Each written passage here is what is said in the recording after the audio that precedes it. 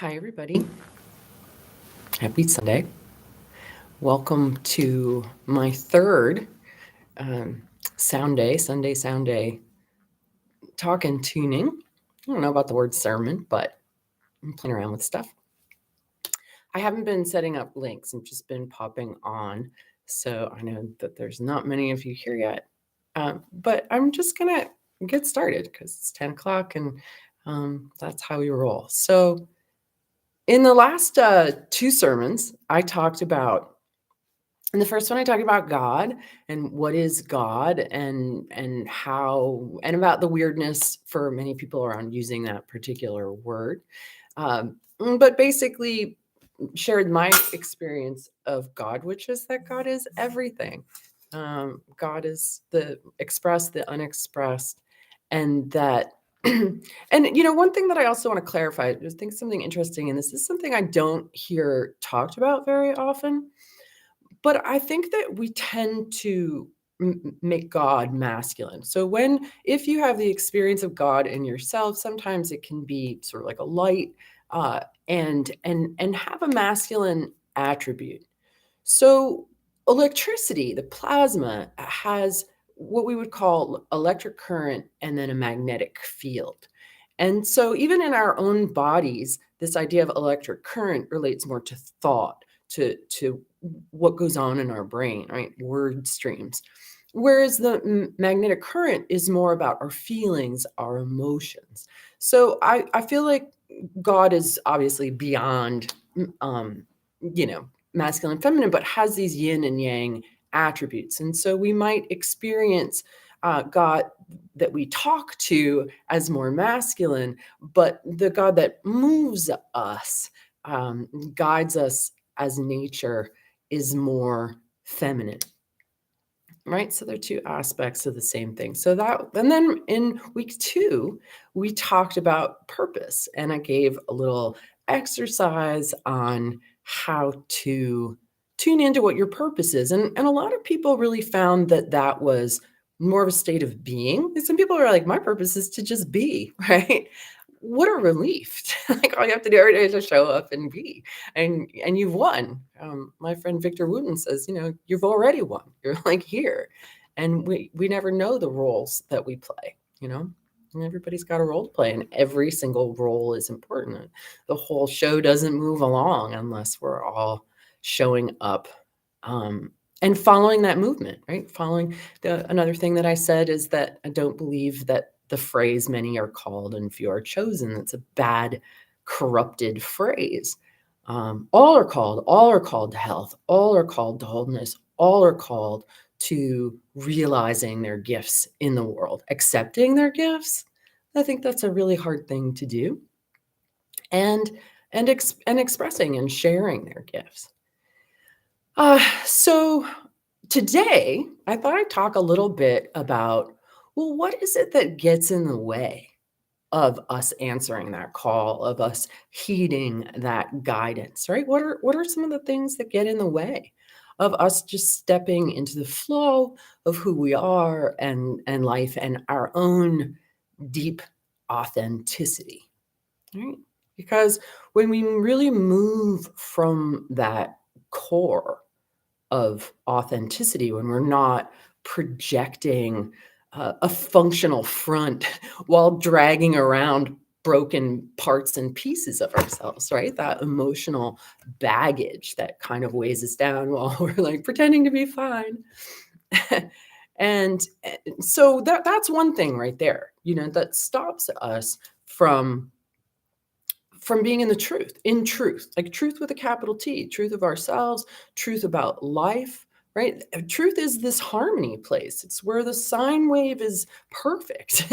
There is a truth and a beauty and a harmony to nature, right? There's our subjective truths, but I believe there's also, to some degree, an objective truth. But that's a whole other conversation to have. We want to talk about what stops us. Where do we go and resist that flow, resist the truth of who we are, resist that flow of life energy in the world, right? I don't see any comments coming in. So somebody drop me a comment so at least I know that's working. And where are you signing in from? So, okay. So I'm just going to kind of go through the sort of it from a biofield anatomy perspective. So those of you who are familiar with my work know that I've mapped the biofield, the magnetic field around the body, and I've discovered that it's our mind and that we have different states of mind and that they kind of occupy different parts of our field. And when we're indulging a particular state of mind or overindulging a particular state of mind, it throws the electromagnetic current out of balance. And then that makes our body follow and we end up sick or in pain.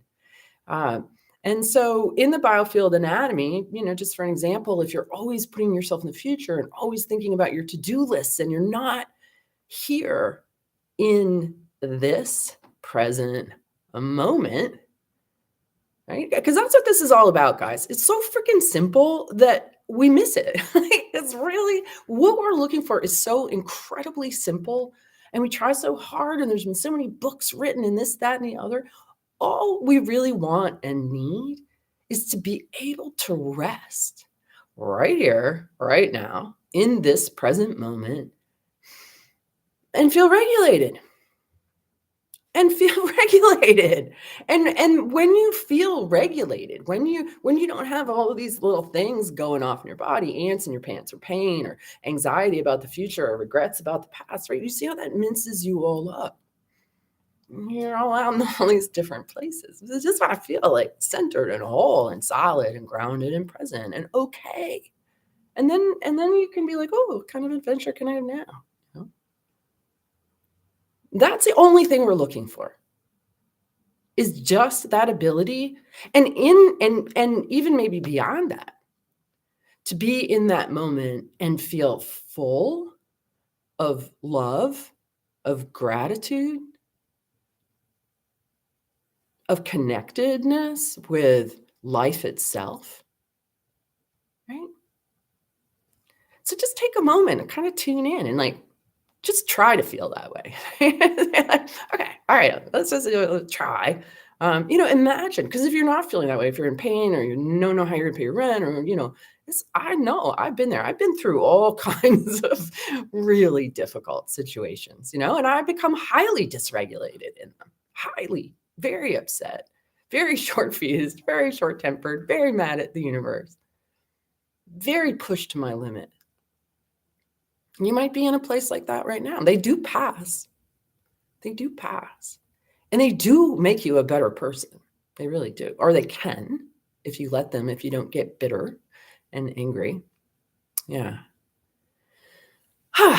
Okay. So from a biofield anatomy perspective, what are some of the things that stop us from just being there, right? From being there in that place of expanded. It's an expanded place, right? And it's this feeling like, wow, I don't need to go anywhere or do anything. I don't need to strive for anything because it's all right here. It's all already here. And I can just kind of go with the flow and enjoy it.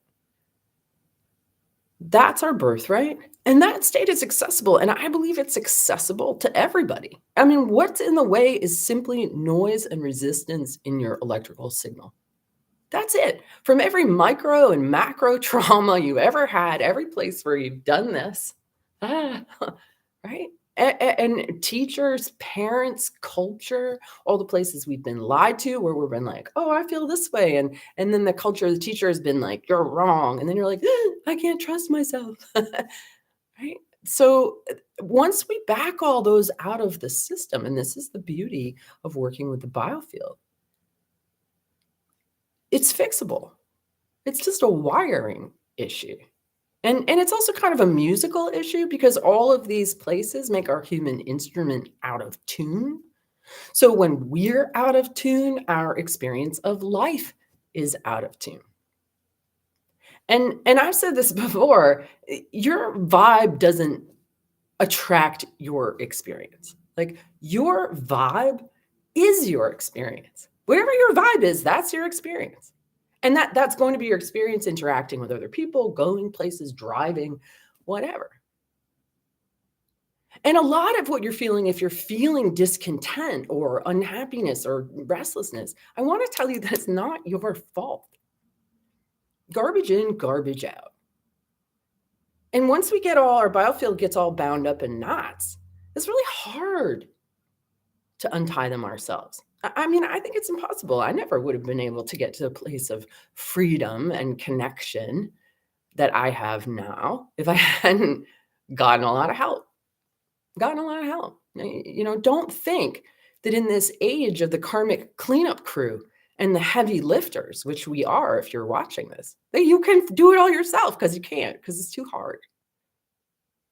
Right? So, just like animals get tied up in fishing line and they need somebody to come along, clip them out and free them again. That's really kind of what's going on with us.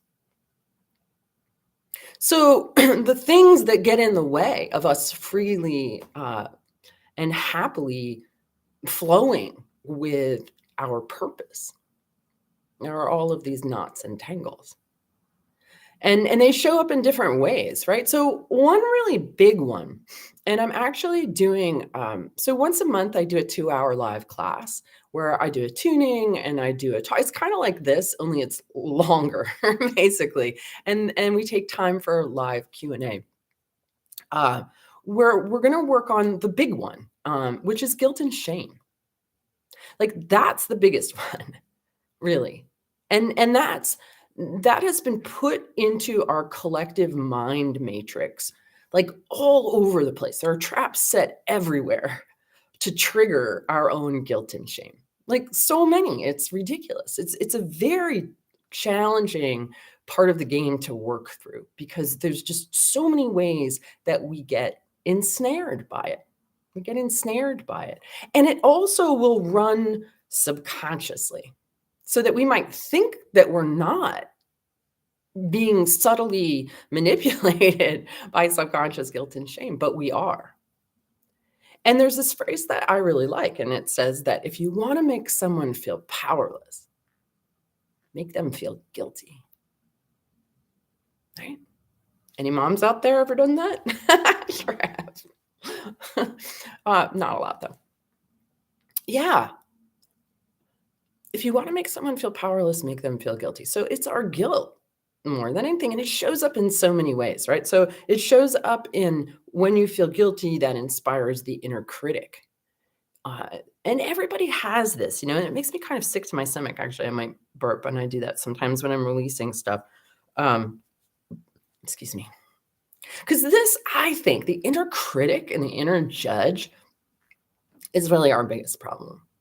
Like, it's the voices in your head, guys. Like, can you imagine if you were just calm and clear and loving and peaceful inside your head all the time? I mean, not to brag, but I pretty much am. And it's taken a long time and a lot of work to do that, right? Because all of these places where we're not at rest, all of these traumas, all of these hurts, all of these injustices, all of this victimhood and wounding, it all kind of like is going off in your field and then giving rise to thoughts.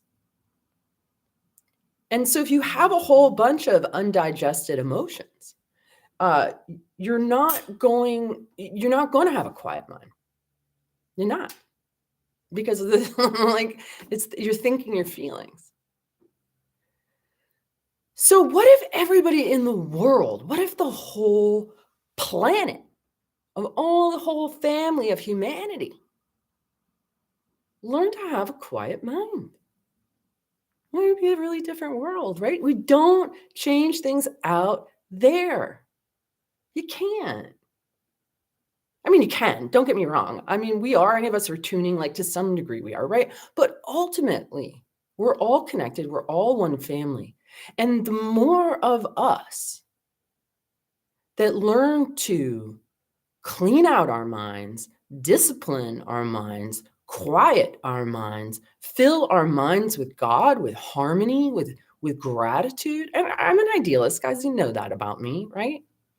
Unapologetic idealist, because somebody has to be. I've noticed that even the difference, like, in cultivating my own state of groundedness and harmony, and then it turns into playfulness, because that's how life is. It's playful, right? that's the experience I have. That's the experience I have. Even if I'm getting near somebody who's fussy, I'll coherence them right out.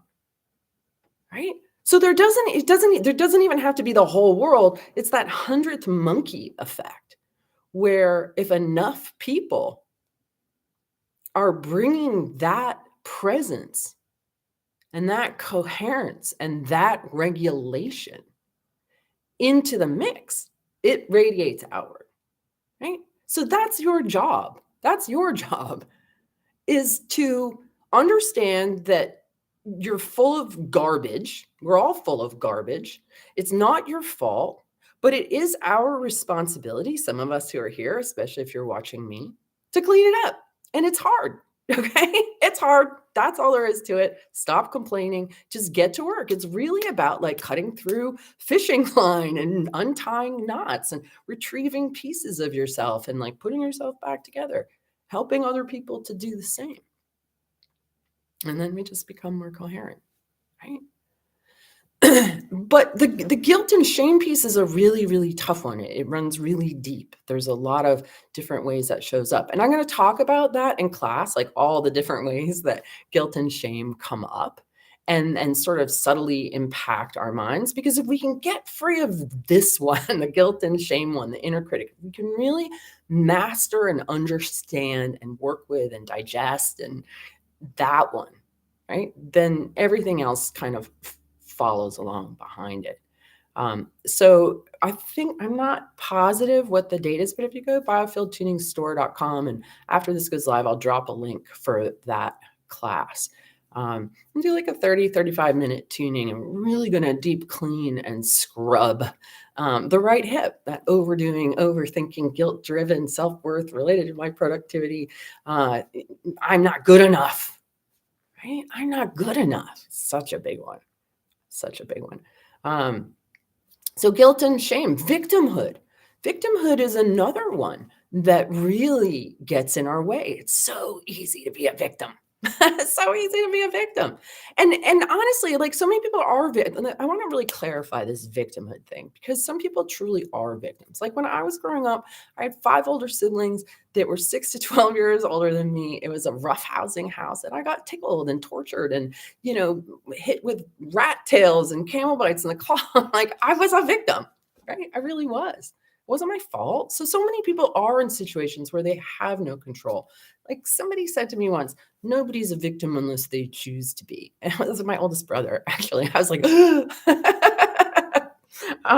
but that statement is true in some cases.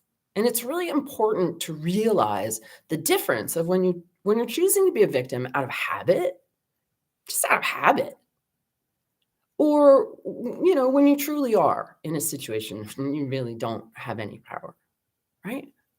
But there are many times when we engage in victimhood when we do have power to be and express in a different way, when it just doesn't even occur to us.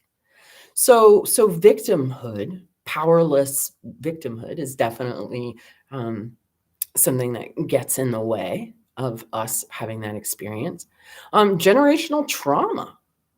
Even I'm saying this, it almost feels like cement walls in our ancestral rivers that are really binding us into a particular flow and pattern of life, right? Ancestral programming, how so many people just go down the stream. And even as I'm saying that, right, and I can feel this in you guys, sort of this desire to like smash down those walls, right? We want to be free. We don't want to be within the confines of what came before us. We have a new world to create.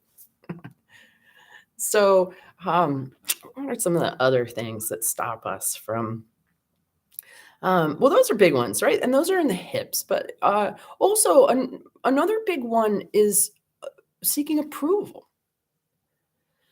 I realized one time, and I'm not going to go into the full story, but at a time I did a group tune-up, I thought the biggest obstacle to self-love was like, I don't know, sadness or depression. But in this particular tune-up, I discovered that the biggest obstacles for self-love wasn't on the left shoulder and the sadness, depression, blah, but actually on the right side, around saying yes when we mean no, putting other people's needs ahead of our own, sacrificing ourselves in order to take others, wanting people to like us, right? How many times have you denied yourself and your own truth to be approved of, to be liked, to be, not thought of as a freak or a weirdo or whatever, unlovable? So that's a big one. And then fear, right? I think fear is kind of an all over thing. Fear can show up anywhere in the Biofield anatomy, depending, some people feel fear in their head. Some people feel it in their heart or their chest. Some people get it in their gut, right? Some people get it in their knees. Just talking about it, I feel like I'm conjuring it. Fear, anxiety. And a lot of times that's something we absolutely can't control too. And I'll tell you that God has asked me to do a lot of things that I didn't want to do, that I wasn't happy about, that I didn't like, that I didn't feel worthy of. Right. So that's all normal. Right? So if you had that experience of like, oh, yeah, I'm being called, but I don't like it, or it's scary, or yeah, I just went through something the last couple of weeks that was like, holy moly, really? um, and that's all okay. But the fact of the matter is that all of those responses of the, I don't like this or whatever, like you work through them. You don't let them stop you. And then you realize on the other side, of course, God was right. That's what needed to happen. And it was all okay. And you fussed about nothing. All right. So I'm still not seeing any comments. I don't know why. But I feel like I want to just go ahead and get into our tuning. And I think that, just so y'all know, I got back from Jamaica late last night. My bags didn't come with me. My tuning forks didn't come with me. I made my connection in Charlotte by about a minute. And I woke up this morning, totally forgot that I was going to be doing this. So, but here I am, because I told you I'd show up and I want to do that. So let's just take a moment, because I really don't know in this moment what it is exactly that wants to be tuned. All right. So I'm just going to figure that out by listening to all of us right now. I got the 144 out to use first. And this is one of the original prototypes. It doesn't have a long handle. The new ones have a long handle. My good one is in my luggage. I don't know where that is. But so this particular fork is it's sort of a disruptor. It sort of breaks things down. It shows where things are really out of whack. If you've got a 144, you can strike it along with me. And let's just do it with the intention of listening. Right? Just listening, and I'll see through my listening what's present here that wants to come up. But remember, the fundamental thing we're talking about is what gets in the way of us following our calling. Just doing it, right? No fuss, no muss, well, I mean, maybe fuss. I've certainly fussed plenty. So maybe you fuss, but you do it anyway, right? That's what we want to do. We want you to get it, to do it anyway, even with the fussing, to not let the fussing stop you, to not let the fear stop you, to not let the not feeling worthy enough stop you, to not letting other people caring about what other people think. My God, if I had cared about what other people think with me freaking waving tuning forks around, I would not be here, because a lot of people thought, and probably, yes, still think, that this is loopy and whatever, and that almost stopped me, quite honestly. I did not want to be the tuning fork lady. I was like, that's so stupid and woo-woo. But I was like, no, that's what you're doing. I was like, right. So you might not even necessarily agree with what your calling is. I didn't. I brought a degree of reluctance into many things that I've done. I am learning how to not do that, how to not drag my feet out of habit. All right. So let's just listen. Before we listen, let's just take a moment to tune into your body. Okay. So if you want to stand up, if you want to sit down, if you want to lie down, but let's just start by closing your eyes and exploring inner space. Just for a moment, seeing what you notice.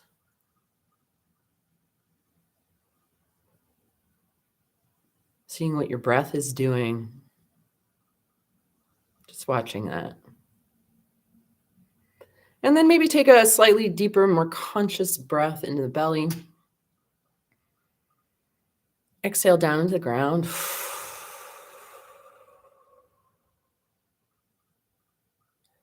Breathe into the belly. And really feel the pathway down your legs as you breathe in the ground. Feel your own light, kind of like a tube, go down through your feet and really connect to the electromagnetic energy of the earth.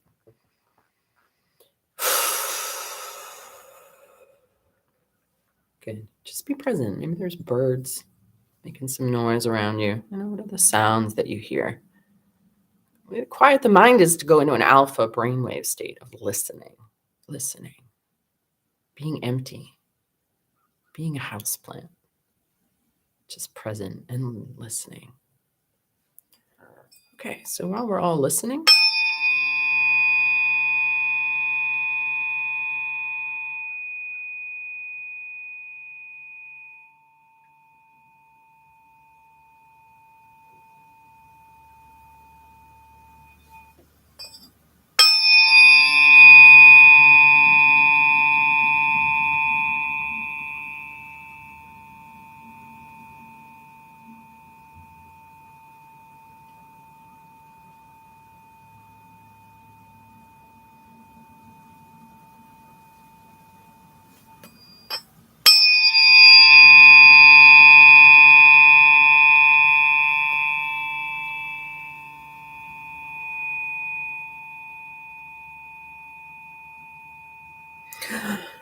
whew.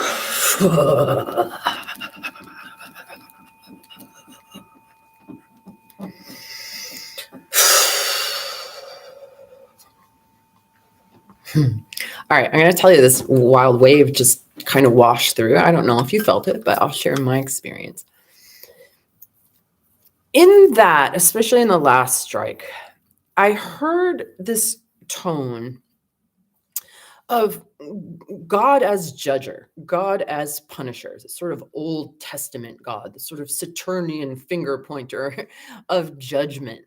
And then that's what kind of manifests inside our own mind. This sort of father culture, these are the rules, these are how you're supposed to be, this is the way, put on your mask. Like there's this very sort of masculine, commanding, patriarchal dictator of how we should be.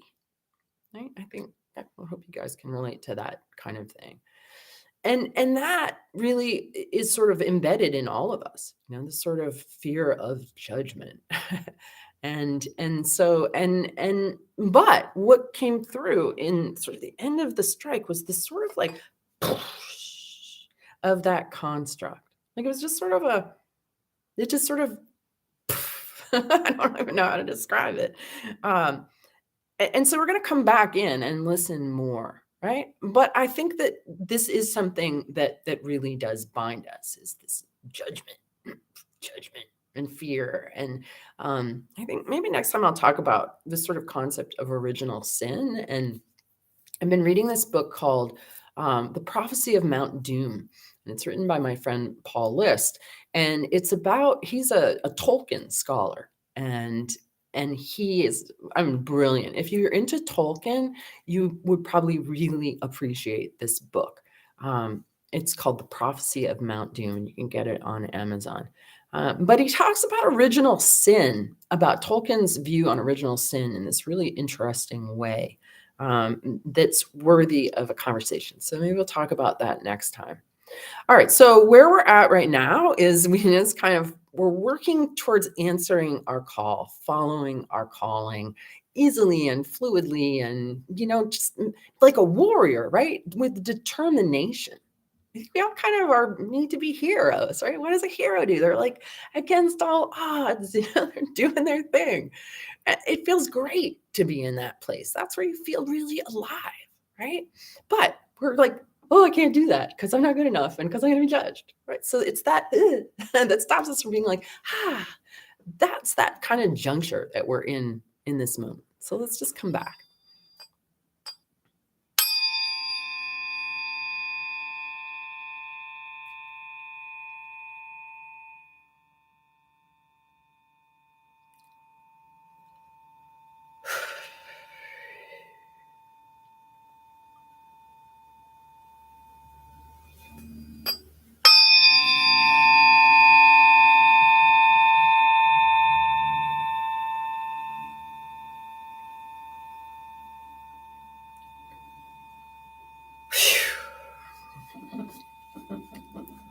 Okay, so here's another thing, and this is a weird topic. It's a difficult topic to talk about, especially when I try to be normal.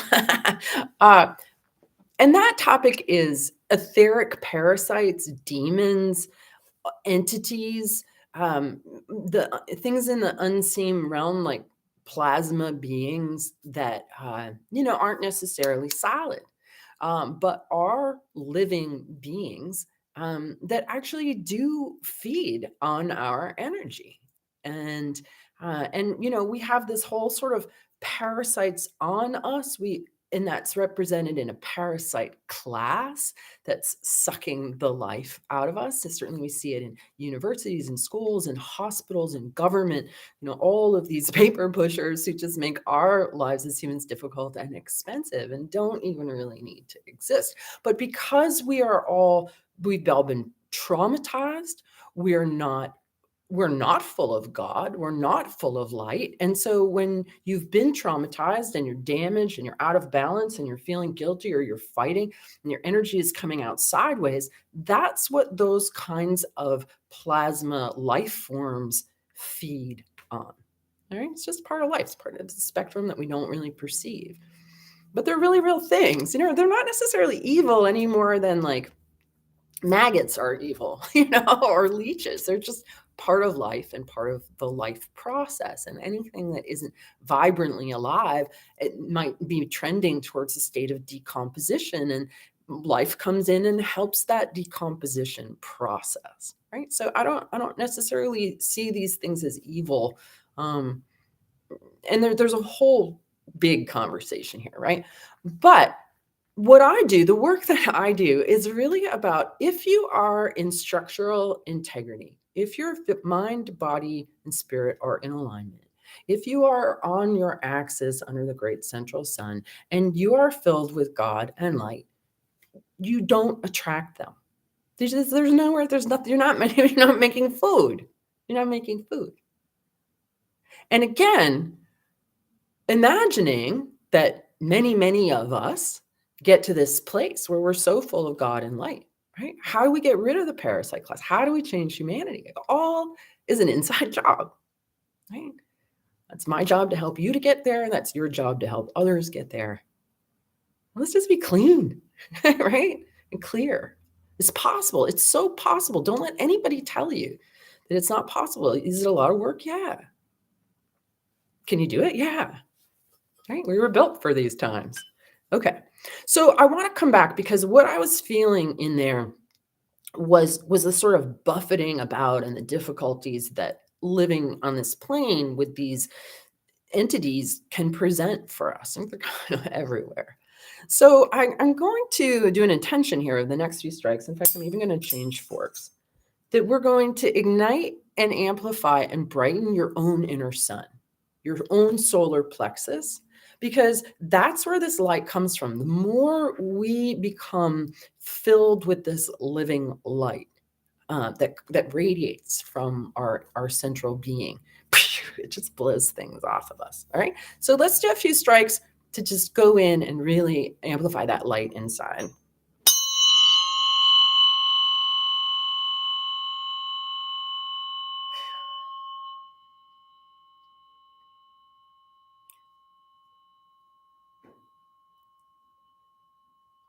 right? And so see these next few strikes as this force from the inside pushing outward, just blasting off, blasting out any crud or stuff or junk or things or constrictions, just blast them out from the inside.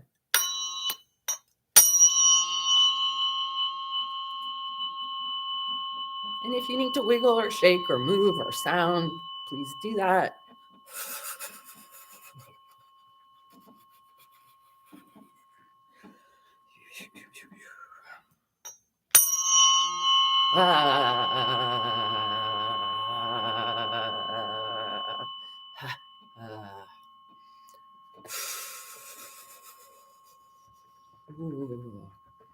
I wish my chat was working because I'm so curious what you guys are having an experience. So drop it anyway. Hopefully I'll be able to read it later or come back and put a comment on the video. Just see what you're noticing and what you're feeling. Right? So God exploding in a good way from the inside out. I feel that. I feel brighter. All right, now we're going to do just a few with the 528. And let's let this sort of sweeten the water within. Oh, that's going to make me cry. God is sweet. Water is sweet. Life is sweet. It can also be bitter and sour and all of that, but you need all of those other tastes because sweet all the time isn't good. But at its fundamental basis, that's what it is.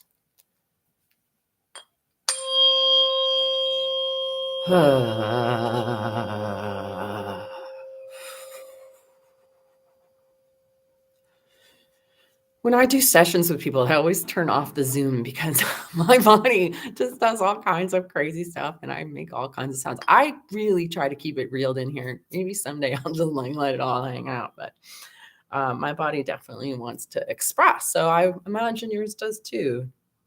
That's when you know you're getting really alive, right? When you're just like, I'm free.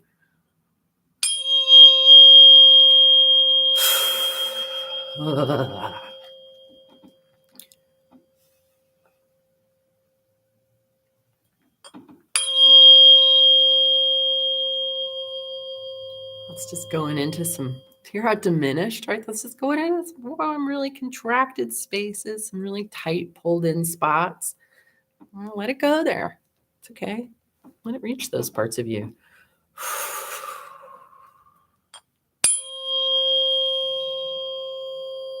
Do it with love, right?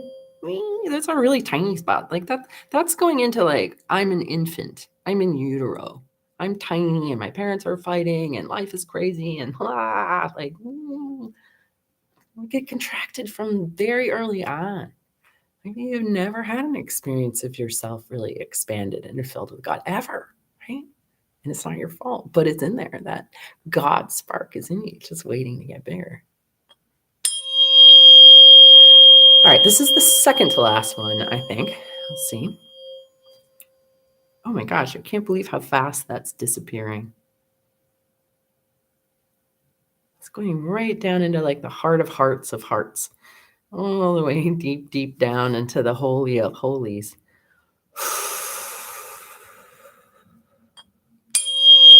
Yeah, that's not the last one.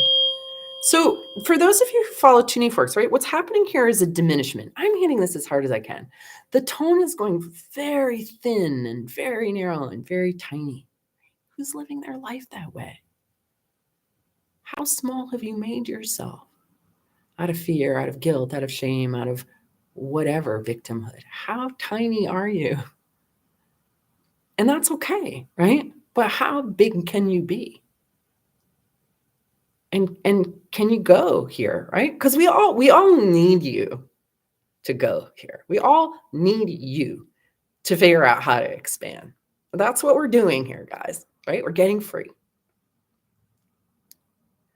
I want to give you permission to just, all right? Because there's a bunch of us doing it. Like, you're not alone.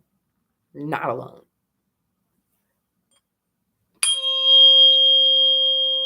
I give myself permission to be my fully expanded self.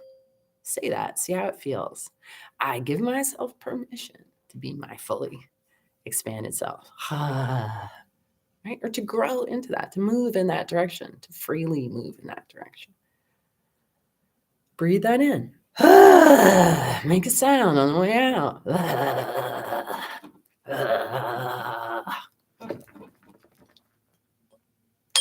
right, this is the last one.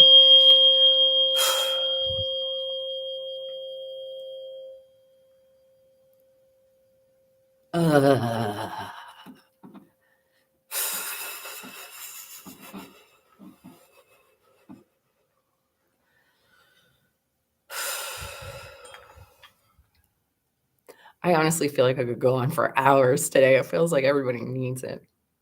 But the thing is that, right? I wish I could see your comments.